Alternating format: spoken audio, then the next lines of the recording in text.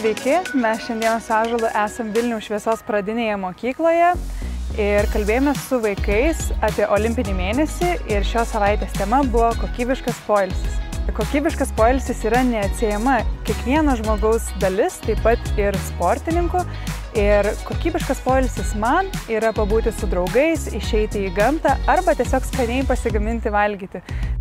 Olimpinėme mėnesį dalyvaujame 3 metus.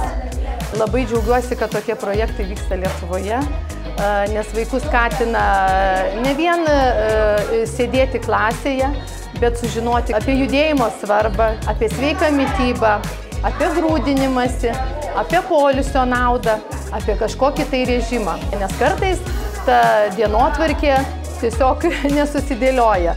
Taigi olimpinio mėnesio veiklos yra puikus pagalbininkas mokytojams. Per tą olimpinį mėnesį sakė, kaip ilsėtis. Ilsėtis yra įvairūs būdai.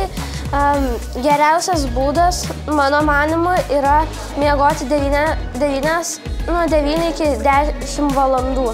Man tai atsipalaiduoti yra labai lengva, pamiegoti, arba aš turiu vieną savo labai gerą draugę ir jinai visą laiką pas mane ateina, tai aš ją pasikviečiu ir kartu mes ten žaidžiam ir veikiam.